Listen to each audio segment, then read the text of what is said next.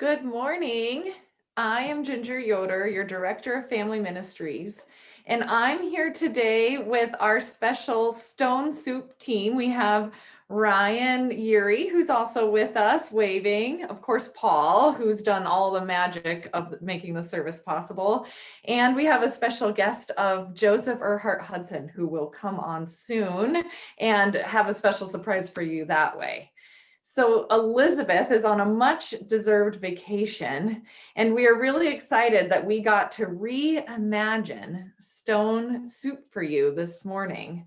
Through the magic of Zoom and through the ingenuity of COVID times, we have our story acted out by our very own congregants, and you will get to see them on throughout this service.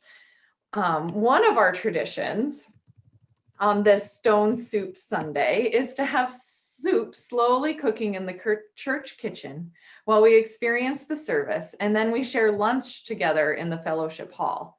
Now, of course, we can't do that this year in terms of all gathering together in the fellowship hall sharing a meal, but we have a special surprise for you. We've had a multitude of volunteers who've been busy making soup all week, and it's ready and waiting for you this afternoon. So we are doing a Stone Soup drive-by, which means that you can come by the church anytime this afternoon from 11:30 to 12:30 to pick up soup in a socially distanced, safe way, and then go home and enjoy it, knowing that your bellies will be full and that you're held in love by this congregation. And now we begin our service by acknowledging the land on which our homes and church were built was not uninhabited when European ancestors arrived here with their ideas of conquest and ownership. For those of us who live in Moscow, Pullman, or other nearby communities, we live on the ancestral homelands of the Nimipu, called the Nez Perce by the French-speaking traders, the Palouse, and the Shishunts, called the Coeur d'Alene. If you are joining us from another place, I encourage you to discover who inhabited or moved through the place where you now live in the times before colonization and genocide, and where they are now. We pause and remember that we live on ground that is sacred, ground that was stolen, ground that cries out for justice and for responsible stewardship. May our remembering help us find the courage to do our part to restore wholeness to the earth and her peoples. And now let us join together for our words of welcome, unison chalice lighting, and sung affirmation. Whoever you are, wherever you've come from, whatever your beliefs, whomever you love, and however bumpy your life's journey, know that you are welcome here. Hi, we're the Stewarts. I'm Lena. I'm Julia. And I'm Lex. In the light of truth and the warmth of love, we gather to seek and seek to share.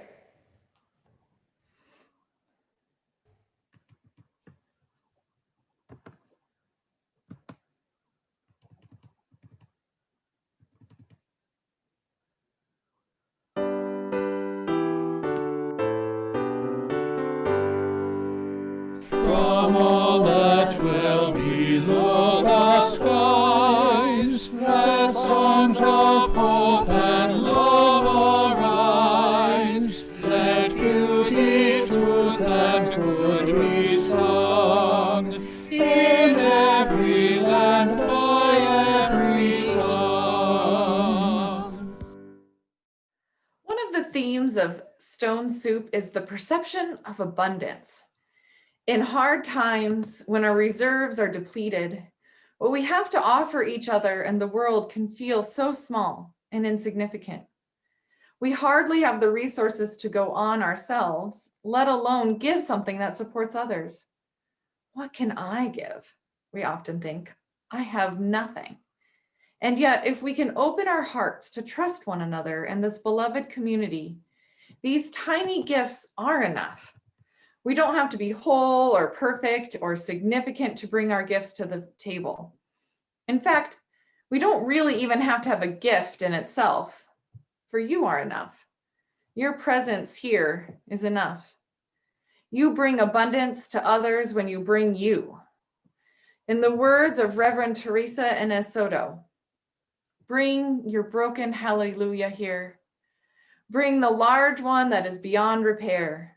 Bring the small one that is too soft to share. Bring your broken hallelujah here. I know that people have told you before that before you can give, you have to get yourself together. They overstated the value of perfection by a lot, or they forgot. You are the gift. We all bring some broken things, songs and dreams, and long lost hopes. But here and together, we reach within. And as a community, we begin again. And from the pieces, we will build something new. There is work here that only you can do. We will wait for you.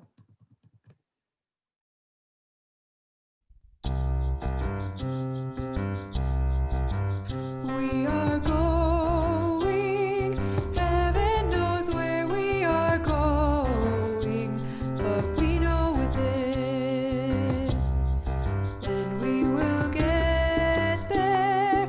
Heaven knows how we will get there, but we know we will.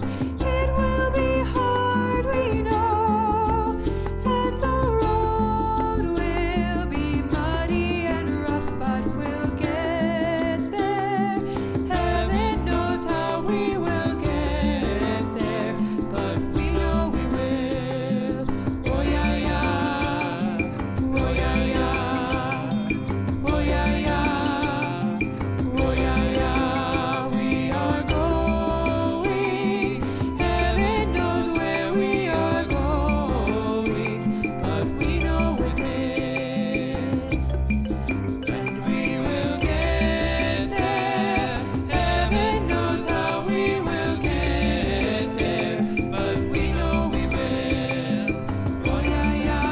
Oh yeah, yeah. Oh yeah, yeah. Oh yeah, yeah. Oh yeah, yeah. Oh yeah, yeah. Oh yeah, yeah. Oh yeah, yeah. Oh yeah,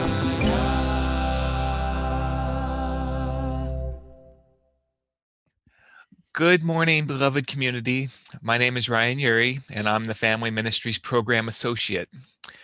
So, the original version of Stone Soup is a fairly cynical tale. While it's ultimately about the virtue of sharing, the villagers are at first not only stingy with their food, but even dishonest about what they have to give.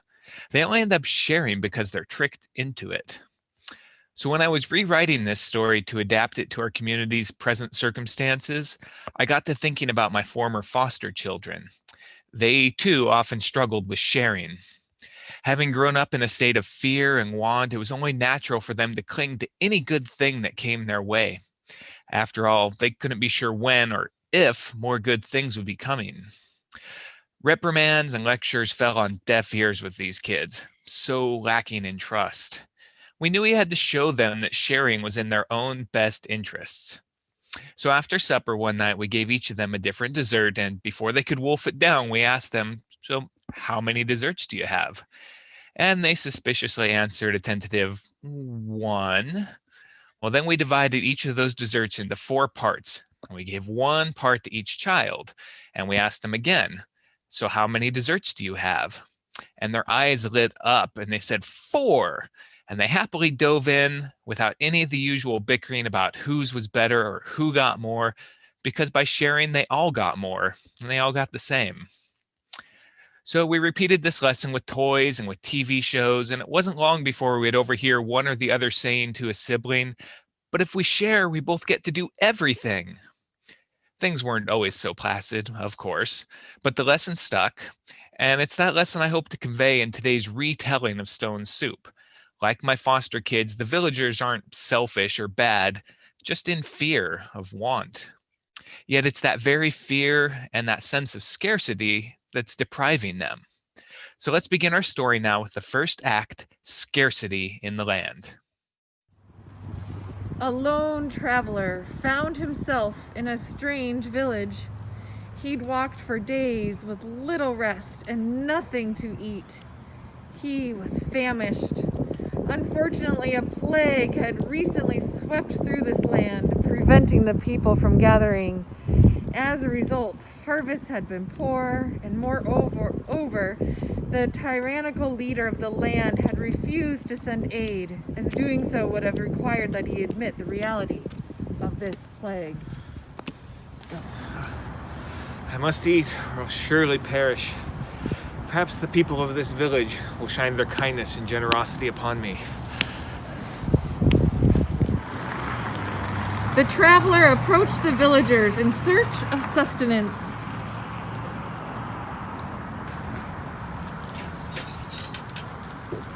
Good evening, villager. I have traveled long and I'm very hungry. Could you please spare a bit of food? I beg your pardon, traveler, but we've had a poor harvest. We have nothing but carrots and few of those. I can give you nothing. I'm sick of eating carrots every night. Hey, be grateful you have anything to eat at all. The traveler approached another home in the village.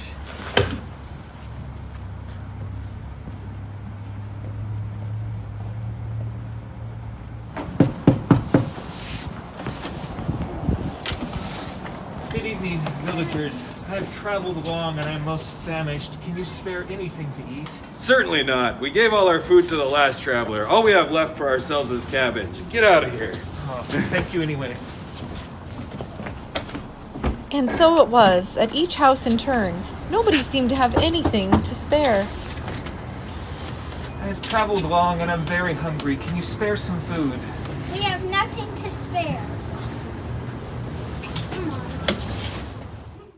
For today's reading, I chose the chapter on giving from the Prophet by Khalil Gibran in order to keep with our theme of generosity. Then said a rich man, "Speak to us of giving." And the prophet answered, "You give but little when you give of your possessions. It is when you give of yourself that you truly give. For what are your possessions but things you keep and guard for fear you may need them tomorrow? And tomorrow, well, what shall tomorrow bring to the overprudent dog burying bones in the trackless sand as he follows the pilgrims to the holy city? And what is fear of need but need itself?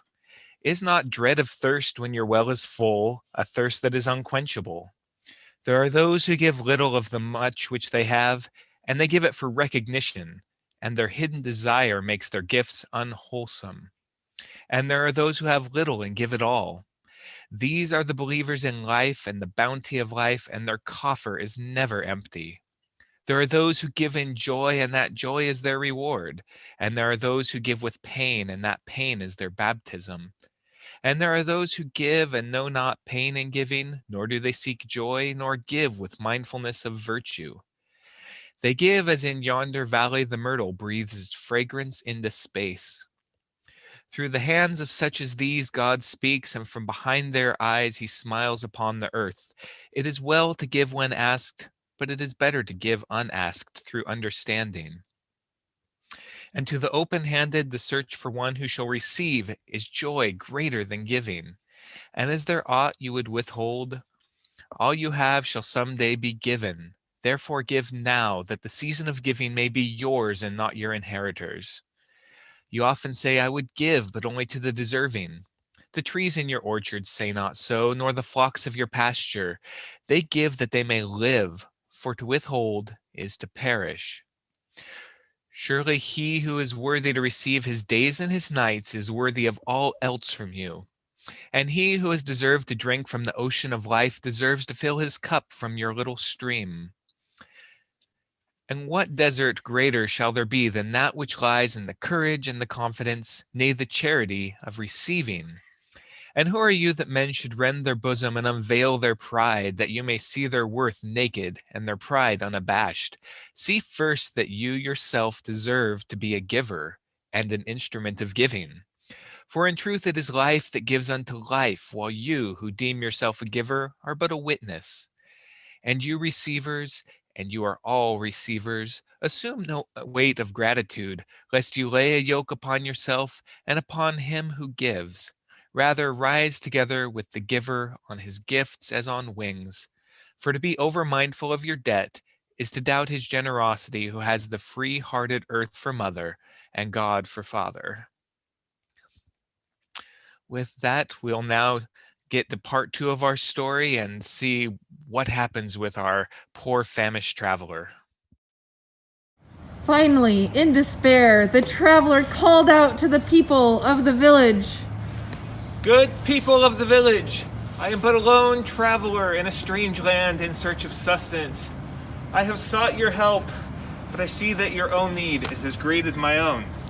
But fear not, for I have a solution. We shall make stone soup. The villagers stared in confusion. How could one possibly make soup from stones?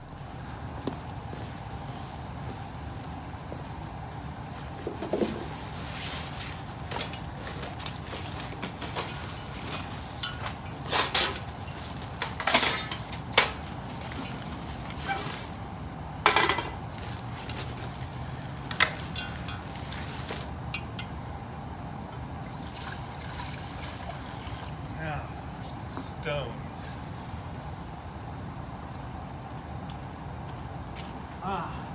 These will do perfectly.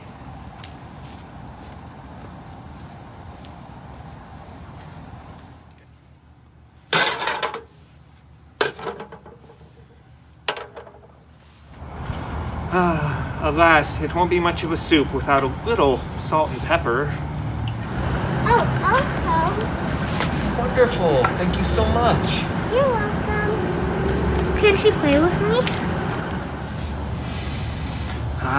These stones will make a most delicious soup. It's just a shame we don't have a few carrots to add some color. Please, Mom. I want something different to eat for once. So do I. Here, we do have a few carrots to spare. Oh, wonderful.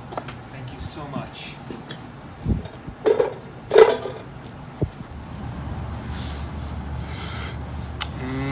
It's just like my mother used to make, but it is a bit thin. If only we had some cabbage to give it some bite.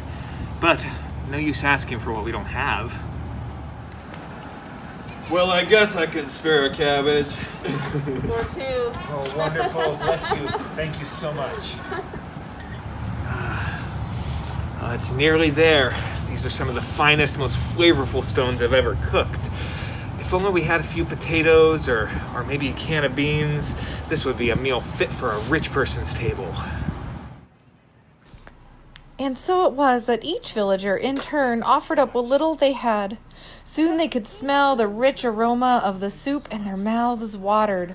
A rich person's soup, and all from a few stones. It seemed like magic. I have a funky carrot that I can put in. Want to put some vegetables in? I have a funky glass.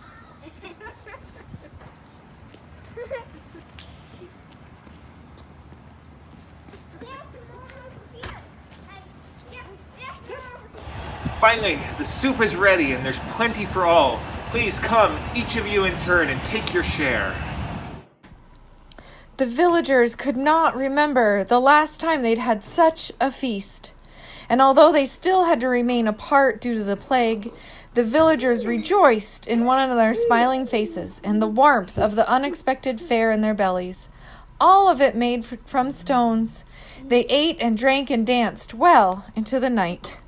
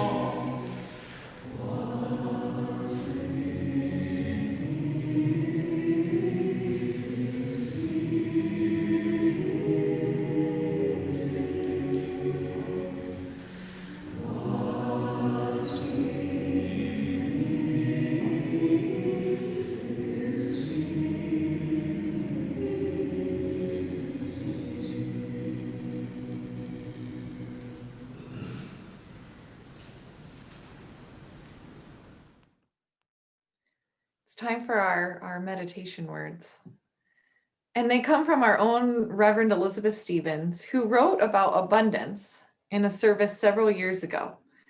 And her words seem ever more poignant. She says, "A simple change of perspective can revolutionize the way we move through life.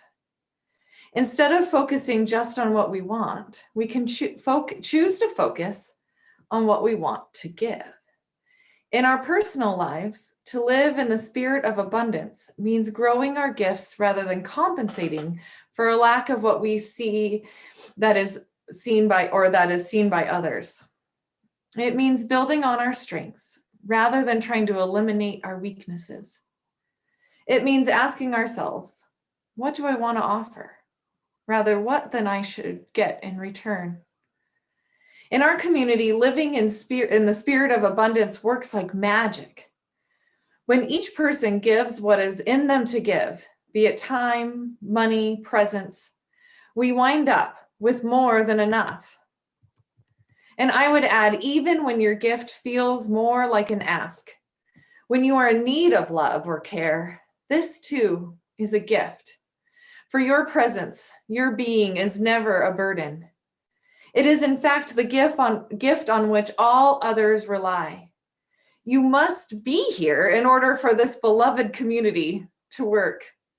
It's magic."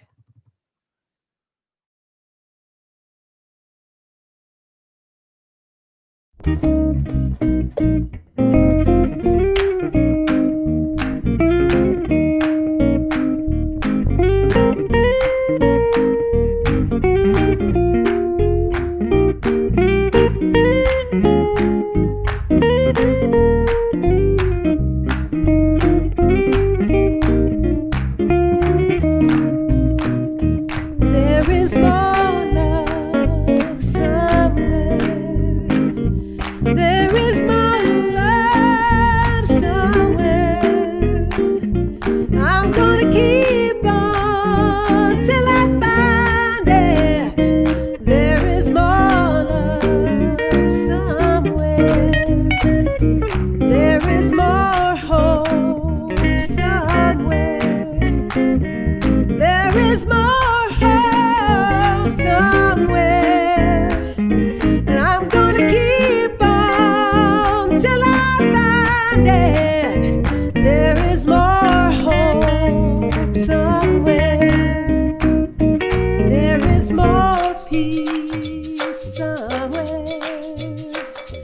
There is more peace somewhere. I'm gonna keep on till I find it. There is more peace somewhere.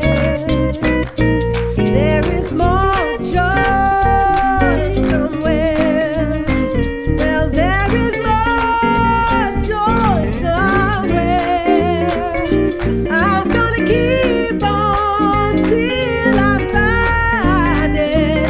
There is more joy somewhere.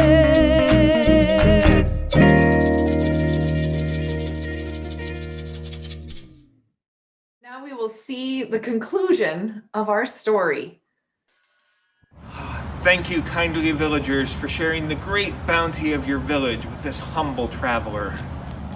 No, we must thank you, humble traveler, for we have long been in want, but we will never go hungry again now that we know how to make soup from stones. Mr. Traveler, I know you cannot really eat soups. What did you do? Well, you had everything you needed all along. You just didn't realize it. I get it! When we each had one thing, we only have that one thing. But when we share, we get all of it. Yes, indeed. When we all give what we have, we all get what we need. The traveler left that morning with a full belly and a smile on his face, and the people of the village never went without again. Good morning. I came to make soup this morning, but I was amazed. I had to do hardly any work. And there were carrots in the soup, and there's cabbage in the soup, and beans and potatoes. And look, people even packaged it up already. It's wonderful. I can't wait to see you all later this morning, and we'll give you our soup, and we'll wave hello from the car with our masks on, and we'll share the love and abundance that we all have together. Thank you so much for your generosity. Bye. Thank you, Joseph, for creating the bringing us back to real time and dishing up the soup. We're so excited that we get to share this with you. Now, one of the ways Stone Soup speaks to me is that it illustrates an important truth. Sometimes abundance just simply isn't there for each of us individually. But when we open up and trust in our community for providing us, collective abundance can appear as if by magic. And scarcity is real. Perhaps the harvest was poor, truly or metaphorically. Perhaps we've been living in times that strip us of our resources and of our hope. And when I'm living in these times, I'm often afraid to give what little I have, because then I could be left with absolutely nothing. As Ryan talked about, when I've been living with scarcity, it can be hard to trust that in order to gain abundance, I need to share. And the American myth of rugged individualism doesn't help this situation. And honestly, it really does harm us.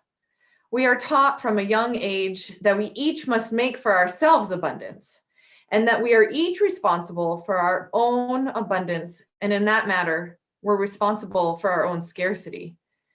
And this clouds scarcity or poverty or any sort of non-abundance in shame. And it leads us to blame ourselves, and it leads us to blame others for what they don't have, rather than looking at the collective to support everyone, rather than looking at the systems of abundance and scarcity. And this time of COVID has been especially hard for me personally to find the feelings of abundance. Limited time and limited contact paired with my extreme extroversion has not been a good fit, and to say the least. I just need more people to talk to, and not over Zoom, but like real, honest people. And the struggles of distance learning with a child who learns differently has been hard. And this feeling of scarcity leads me to close in on myself or become grumpy with my family, or to hold on desperately to what I do have. And it's this story that reminds me that the real answer to abundance comes from me letting go and giving whatever I have to offer, no matter how meager I feel it might be. I can trust my community to create the abundance I need. And it works. And I can see your faces on Zoom this morning, or I ask for soup and it comes in more abundance than I could ever imagine, or I let go and watch John learn in ways I never imagined. And I know I can rest in the knowledge that I am loved. And so can you. You are loved. You are so very loved in exactly the way you are. What is most amazing about all of this is that the magic is already here, waiting for us to trust it, because it's not really magic at all. As we heard the traveler in the story say, you've had everything you've needed all along. The poet Wendell Berry also touches on this point in a poem when he writes, "And we pray not for a new earth or heaven, but to be quiet in heart and clear in eye. What we need is here." What we need is here. This may not mean that each of us individually have everything we need. What it means is that we as a community can create abundance that feeds all of our hearts and souls together. What we need is already here. So come share your carrots or your cabbage or even your stones, for we can make the most amazing soup when we trust in our community to make soup from stones.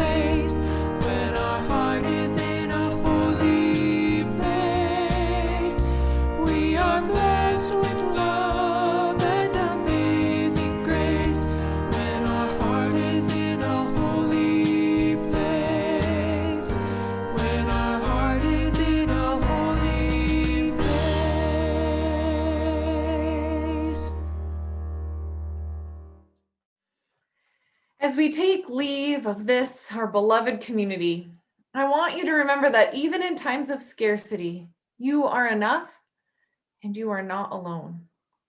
With the words of Wayne B. Arneson, take courage, friends. The way is often hard, the path is never clear, and the stakes are very high. Take courage, for deep down, there is another truth.